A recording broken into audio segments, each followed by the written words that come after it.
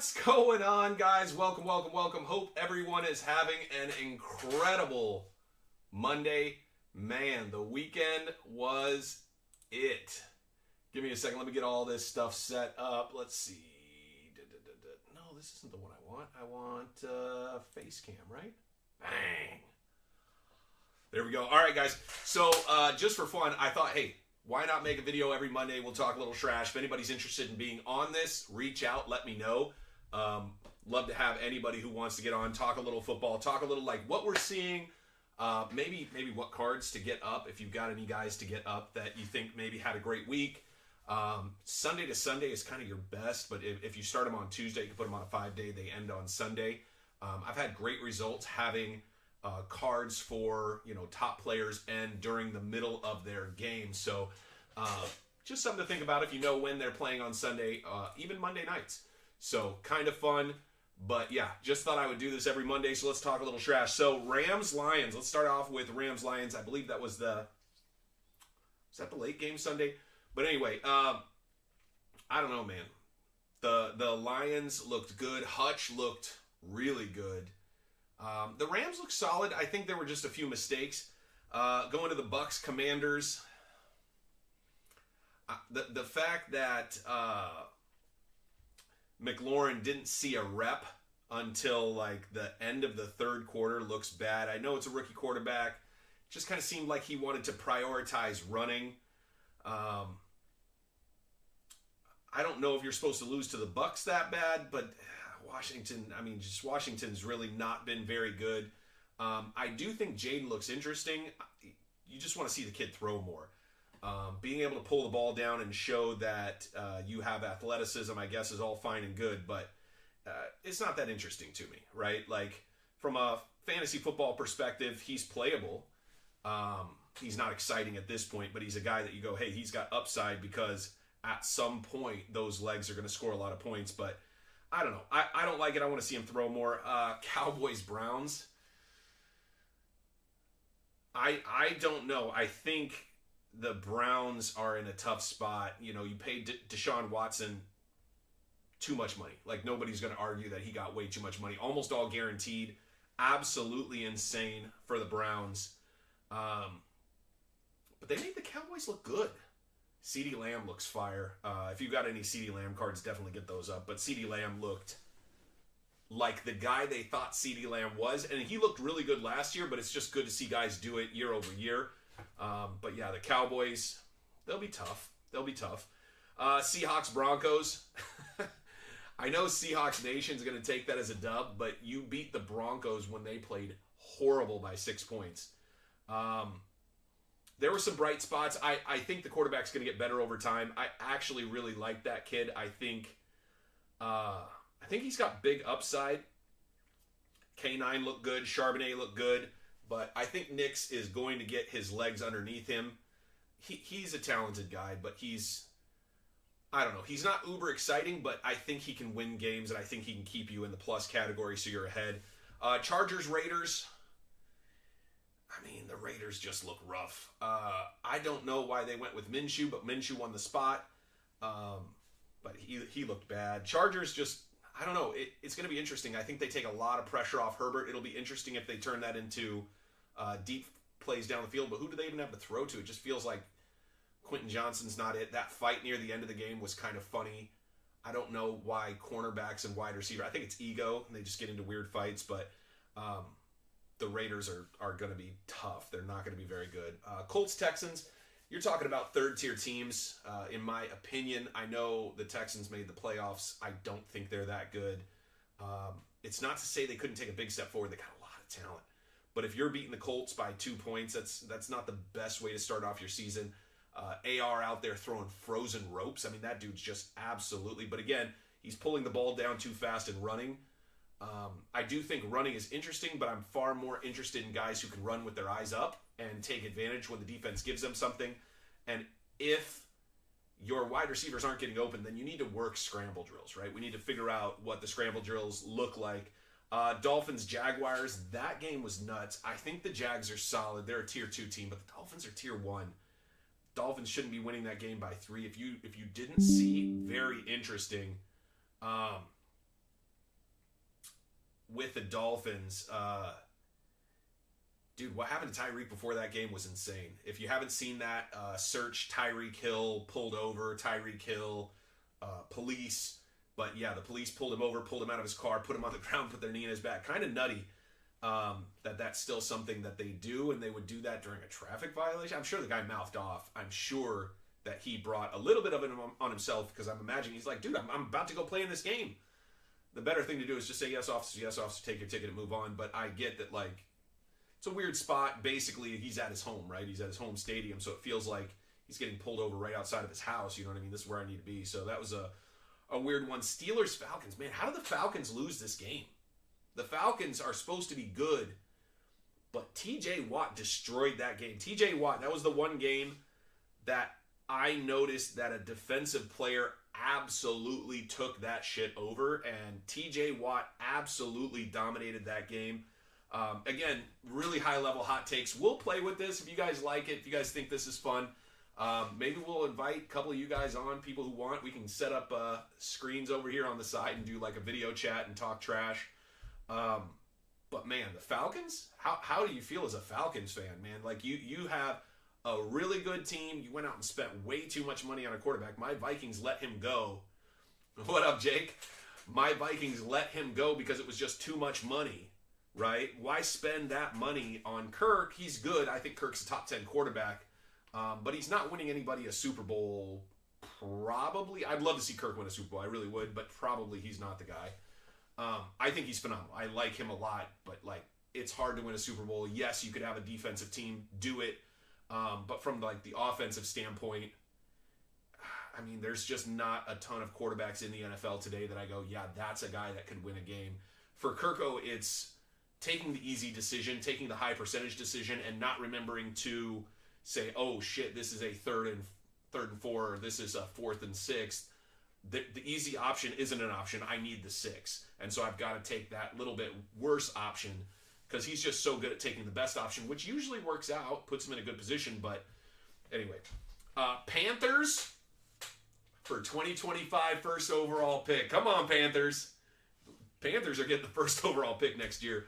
They look terrible. Bryce Young looks seriously terrified in the back. He looks like a deer in headlights. It is bad.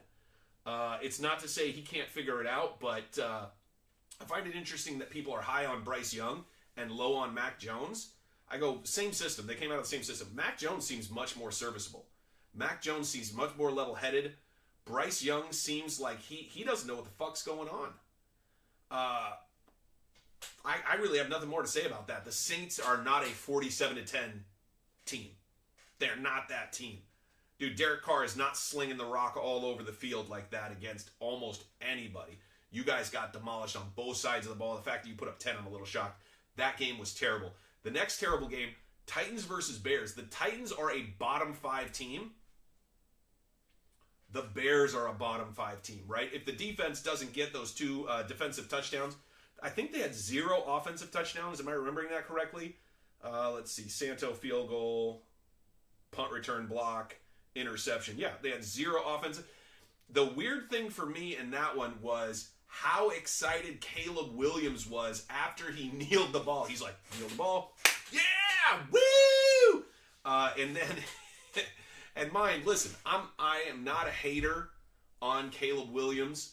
I am a hater on first round, number 1 overall draft pick quarterbacks. They're not extensively successful. You can go pick out Peyton Mannings and guys like that, where there are a few that you go, wow, that like we all thought they would be, but they were, right? Boom, he's the guy. But for the most part, first overall picks, dude, it's tough. You're going to get thrown onto a really bad team. The Bears are a very bad team. They do have a lot of talent. They've actually got some defensive talent, which is cool. They've got some offensive talent, which is cool, but they're not a good team. I don't know if it's leadership, mentalities coming from coaching, if it's ownership. I don't know. I just know that they are not good. They're not good. They don't look good. They don't look like they play together well. The fact that you're beating the Titans by 7, I mean, that means you're a bottom 10 team. And going into this league, people were talking about the Bears possibly pushing to win the North, but that maybe the Green Bay Packers would win the North, and I think it's insane because the Lions are the kings of the North as of now. The Vikings actually have an outside shot because of our talent. Quarterback's a tough position, but our Sam Darnold played pretty fucking well. So let's roll into that. Giants versus Vikings. The Giants are a bottom 5-10 team. They're terrible. So the Vikings beating them 28-6, you go, okay, cool. Maybe the Vikings are a tier 2 team right now, right? So you got tier 1, tier 2, tier 3. Tier 2, teams that might hit 500, maybe a little bit over. Tier 1 teams are those teams that should win, 10 to 12 games, playoff teams, things like that. Vikings look solid. Sam Darnold played well. Our running game could have been better, but it was solid. Overall, I mean, pretty good game. I didn't check the numbers on this. I was watching a lot of different stuff, but let's check team stats just for my own curiosity. So first downs, the Vikings didn't kill it. 15 first downs, not a big deal. 2 were by penalty, interesting. Total plays, 51. 312 yards, again, not a crazy amount of yards. It was turnovers that won this game for us. We only had 70 more yards than the Giants, but the Giants at 240 yards, I mean, that's just terrible. Again, maybe more than a tier 3 team, but oh, wow, turnovers were the same, actually, 2 and 2, so we just capitalized on their turnovers. Again, I watch a lot of this on Red Zone, so I get to see the good plays. I don't necessarily see all the mediocre stuff. Patriots beating Bengals. In my mind, Bengals are a tier 1 team. In my mind, Patriots are a tier 3 team. The fact that the Patriots beat the Bengals, and I have friends who picked the Bengals this week, and they're like, Bengals, easy game. I'm going to pick them for my survival pool, which, by the way, if you're in a survival pool, whoever plays the Panthers is your pick every week until you have to deviate. I would pick whoever plays the Panthers every week, and I would just trust the process. It's going to be good. But the Bengals look bad. A little bit unlucky. They had the fumble go into the end zone. That was terrible. Joe Burrow, I don't think he played bad, but he didn't play to his highest potential. One thing that a couple guys said out there on the internet was, this just goes to show that you should have your offense, your firsts, play a couple series every game during the preseason. And we used to do that, right? You go back 5 years, and firsts were always playing in the preseason, right? They play, a couple series. I went to a game this year, and only the team that was terrible ran their first. I went to the Steelers-Bills game. The Bills didn't run any first, pretty much. The Steelers ran their entire first offense, and it looked terrible against arguably second stringers. Maybe a few first stringers, but mostly second stringers for the Bills defense. So, anyway, Steelers are going to have a rough season. Just write that down. Bills Cardinals. This one was close. I have the Bills as the bottom end tier 1, high tier 2. They're probably more of a tier 2. It'll be interesting to see who Josh Allen's going to be feeding the rock because he can't run that much. He hurt his hand. It'll be interesting to see if he's available this week. But if you drafted Josh Allen in fantasy, you're not loving that pick. He just does not have, he just doesn't have people to throw the ball to. Who does he throw the ball to? I'm pulling it up right now. Let's take a peek at the Bills. Yeah, Keon Coleman. I actually kind of like him. Shakur, I kind of like him, or Shakir. But Marquez, Valdez, Scantling, Dawson Knox is interesting. Max Holland, that doesn't make any sense. James Cook out of the backfield. I like James Cook. I think James Cook, relatively dynamic back, 19 for 71. It's not bad on the rushing.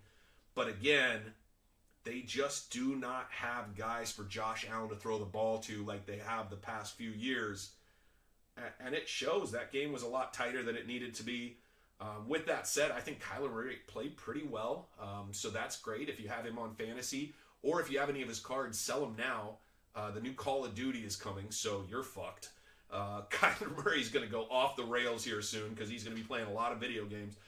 Not steadying at all. This is over. I know that's kind of a joke, but it seems to happen. It wouldn't be funny if it wasn't real. Going back to Friday, Eagles-Packers, that was a great game. The field was terrible.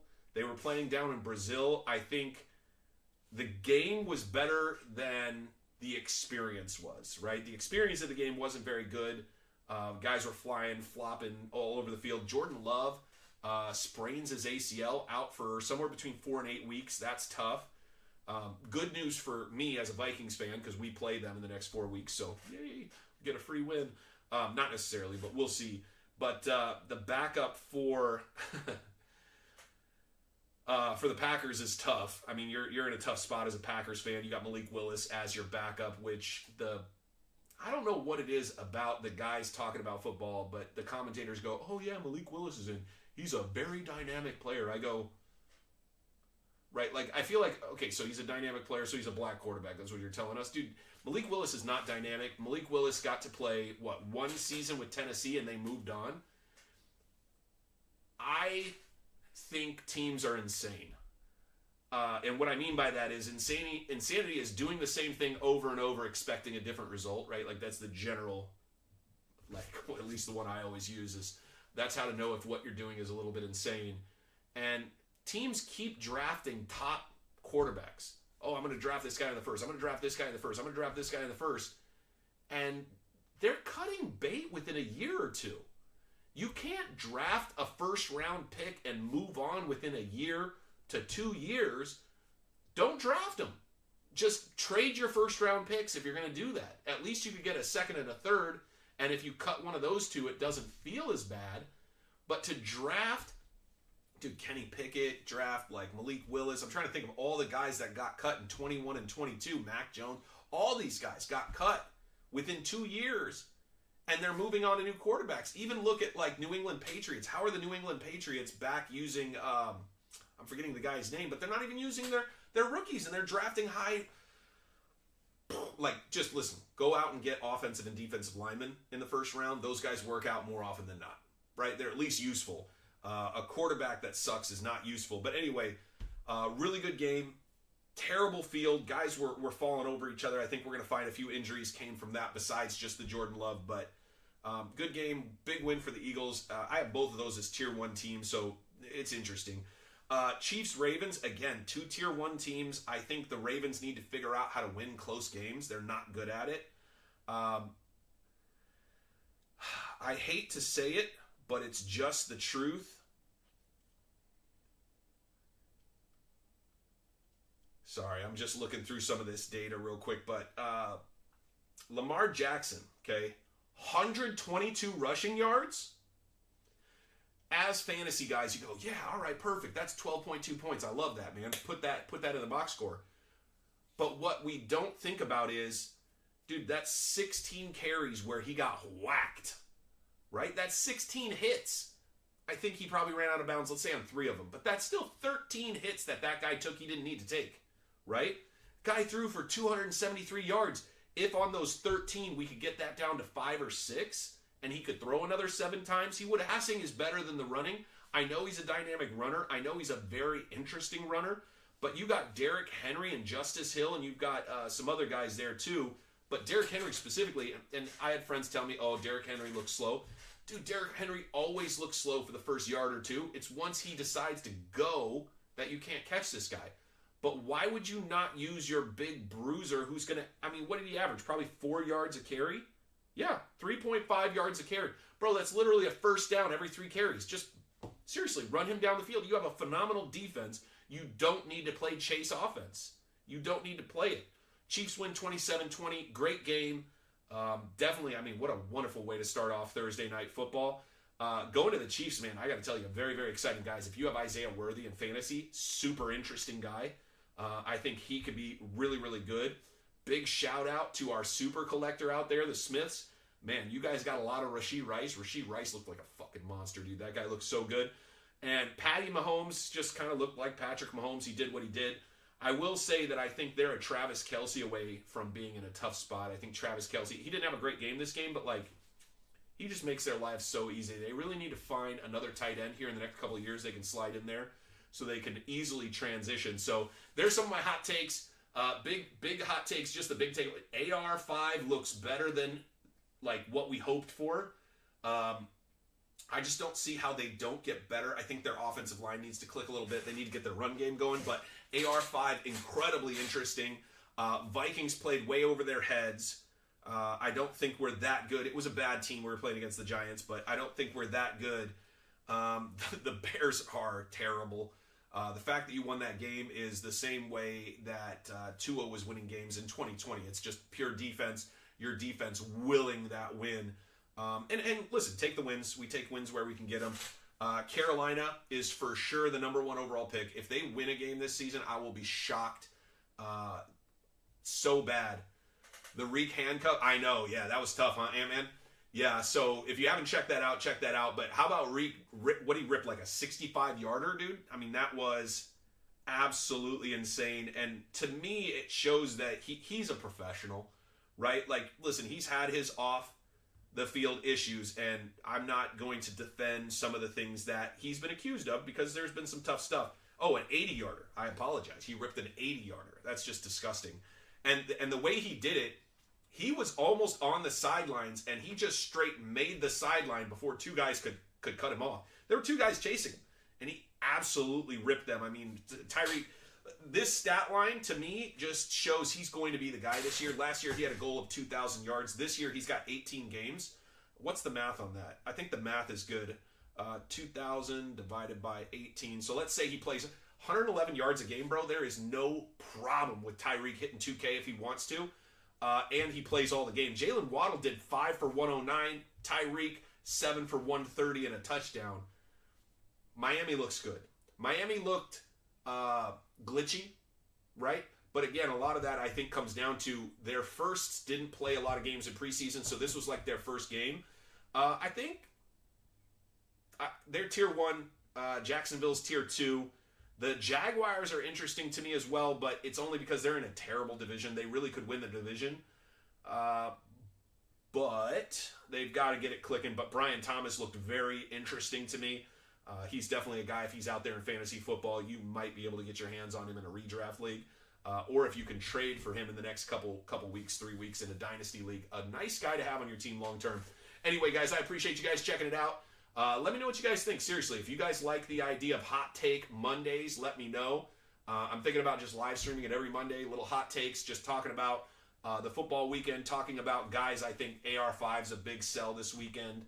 I think if you're selling hype, you're kind of selling just the guys who had good games. Jaden Reed for the Packers is a sell this weekend. And again, you can set up those for Tuesday, which is nice. If you set up your auctions on Tuesday for a 5-day, you can set them up to end on Sunday. And those are going to be some of your more successful auctions. I think a lot of people sit around, watch the games, and bid on cards. I definitely did. I mean, I can show you guys I was all over the place trying to finish up some orders and some different things that I was trying to get going. I'm still trying to finish up the 2022 Mosaic Glass PSA 10 collection. I have, I think, 9 guys left out of the 30. So slowly been doing that one. And always looking for my Vikings. I've actually been targeting cracked ice. If you guys see any fire cracked ice autos out there from contenders, get your hands on them. Those things hold value so well, and they go up really hard, really fast if these guys play well. Some of the most desired autographs are those cracked ice from contenders. If you get them in Contenders Optic, not terrible, but you definitely want to get them for Contenders. So anyway, appreciate you guys very much. If you guys need anything, do reach out. Talk to you guys soon.